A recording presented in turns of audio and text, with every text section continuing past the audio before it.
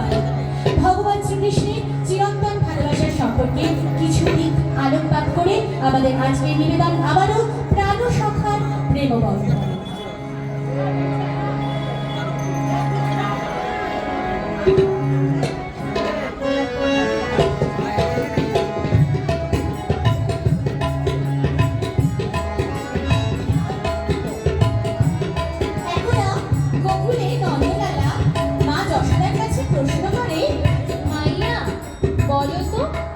রাধে এত ফর্সা, এত সুন্দর, অথচ আমি কেন এত ভালো?